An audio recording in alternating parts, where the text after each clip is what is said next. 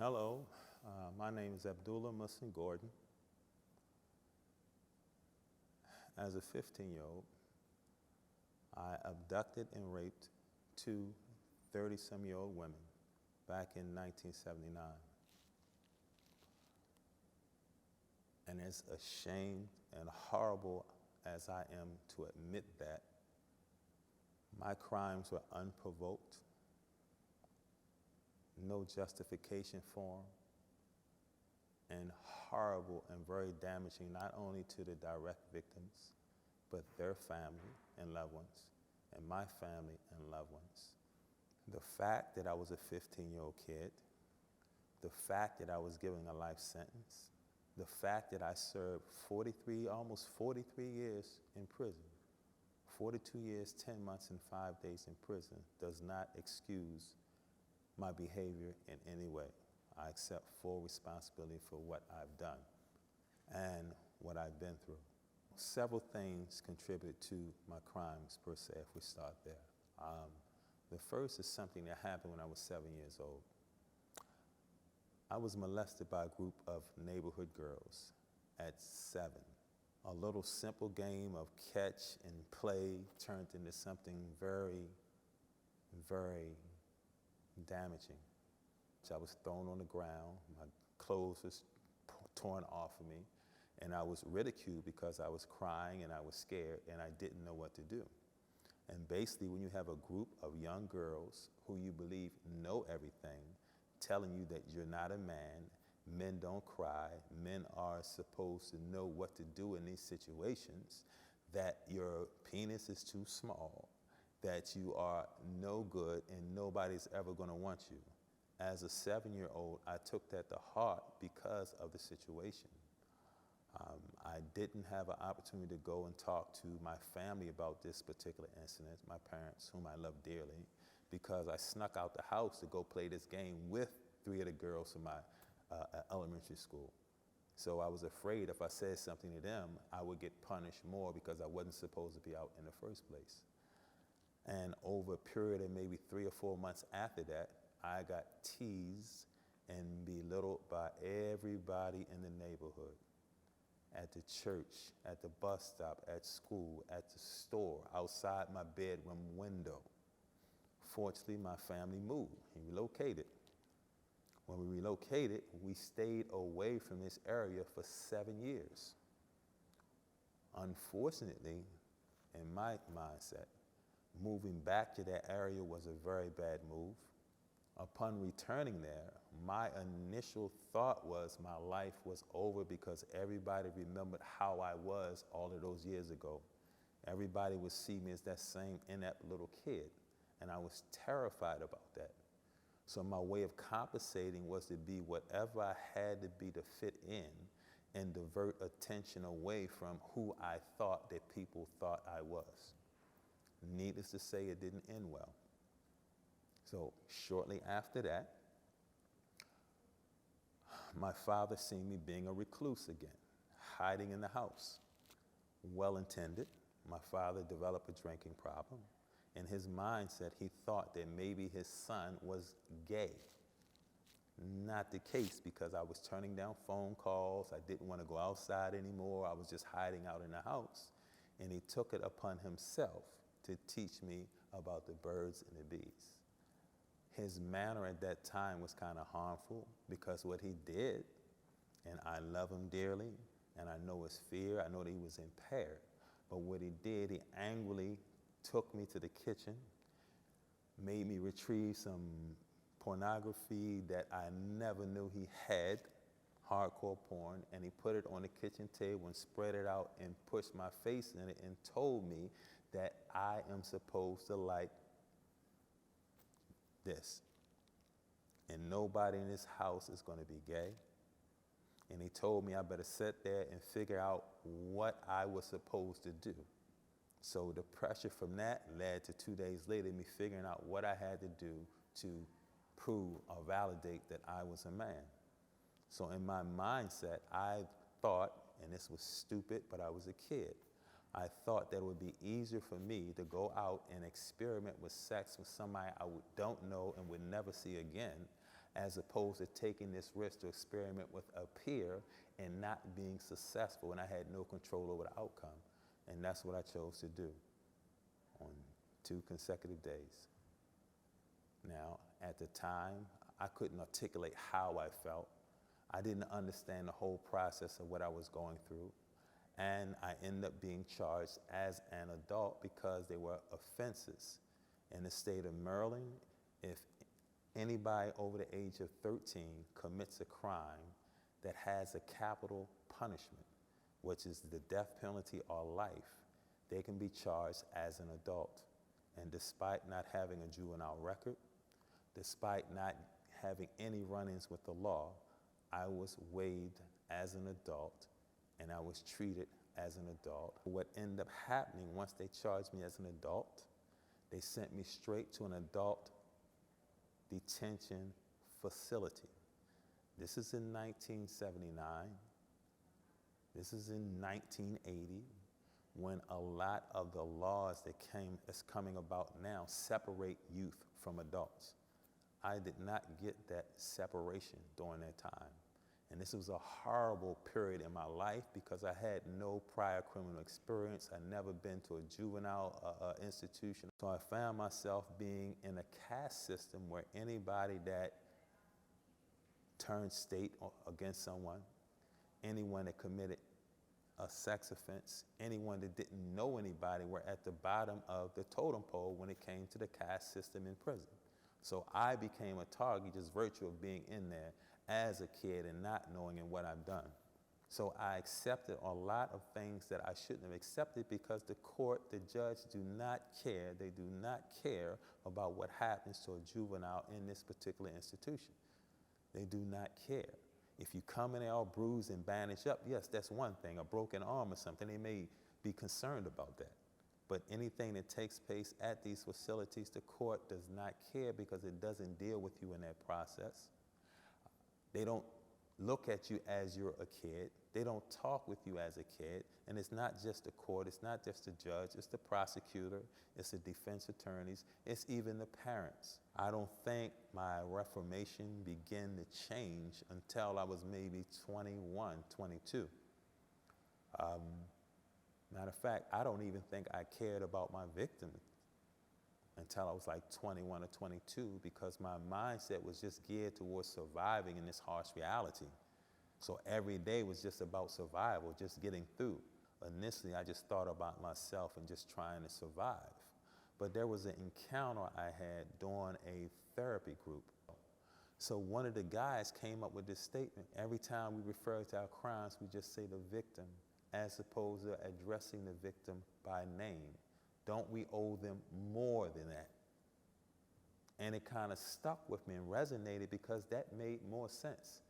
Here goes somebody we harmed and we continue to harm and we still don't recognize the full impact of what we've done.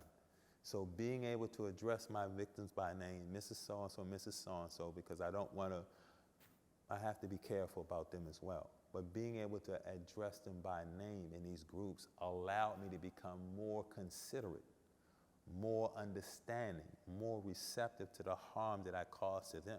And it allowed me to look at what I've done in a different manner. Some of my beliefs are founded regarding the criminal justice system, some aren't. Some are just pure speculation, some come from experience and things that I've been there.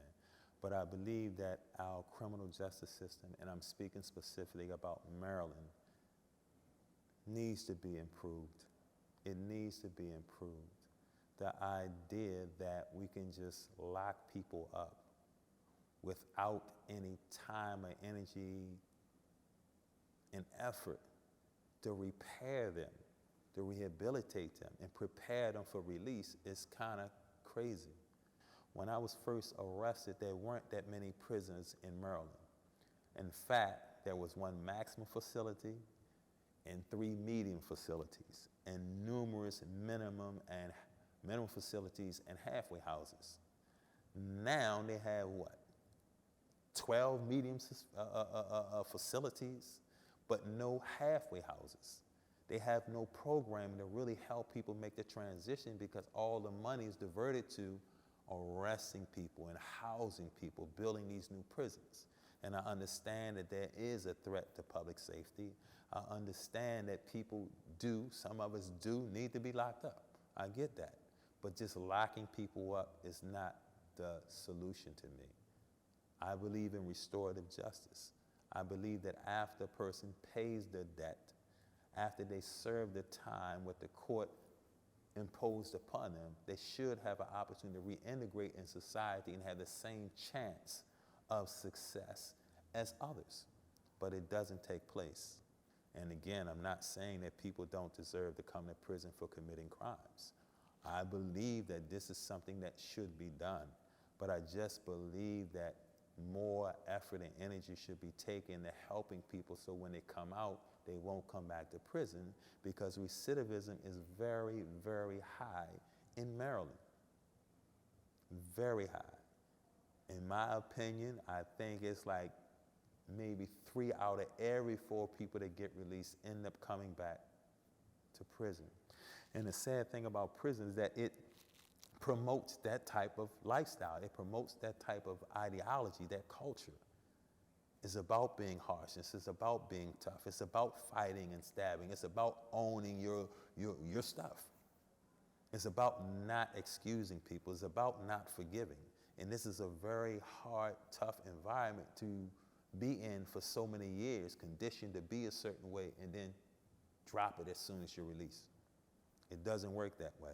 We also have a bigger problem that the Department of Public Safety and Correctional Services is not doing enough to provide programming to help with that particular change. There aren't many programs left in the system. They have, for the most part, abandoned all the halfway houses except one. So you go to a minimum security prison, and you work on the ground detail for a few months. You might be mowing the ground, you might go out on road crew and pick up trash and stuff on the highway, but after a couple of months of that, you're really not saving any money. You're really not getting any real work experience, and then you're released. It was far better when they had halfway houses where people stayed in there 6 months or a year or something, were able to build and establish a work history and to save some money before they moved out, but that opportunity is not there anymore. Another issue when we get released, we are not plugging into reentry services.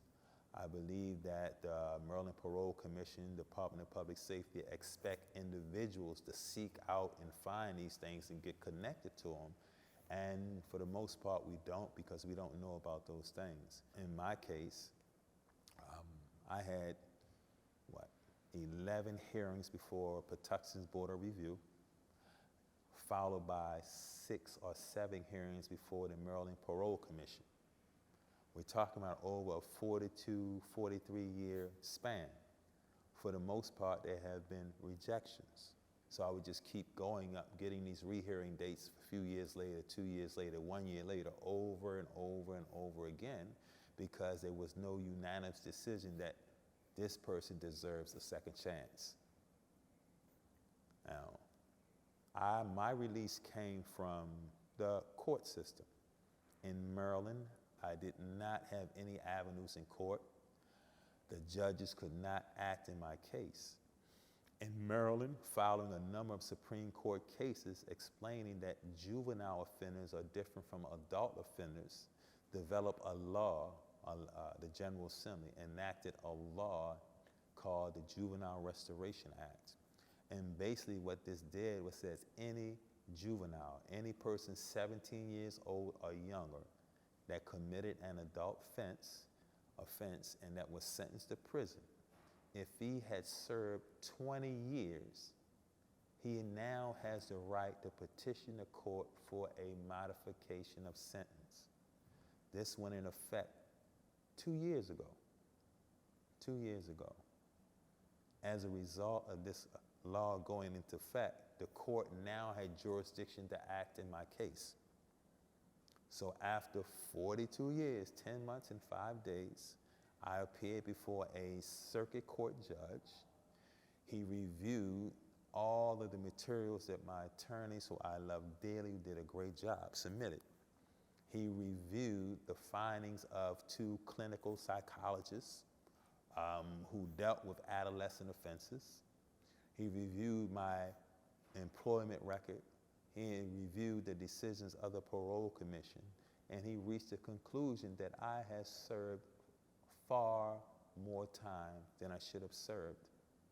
Being released after serving so much time and entering as a child, for the most part, the world was really different. I didn't know how to use a cell phone. I didn't know how to use a kiosk machine. People just assume that you know what you're supposed to do. In reality, you don't until you get in that situation. I was paranoid getting on public transportation for the first time. Things have changed. The buses talk to you now. When I left, the buses didn't talk. When you need to stop, you pull a little cord. Everything is advanced. I never knew how to use an ATM or a debit card. I never knew how to check anything out of using the little machines to check things out at the store. I didn't know any of that stuff. I didn't know how to establish a bank account. It's so many things I didn't know that I needed assistance getting, and it really helped out. Who knew that they had toilets that flushed as soon as the pressure changed in the toilet? That scared the crap out of a very good friend of mine. Literally, he jumped up and ran out of the stall because he didn't know what was taking place. In prisons, you do not have things like that.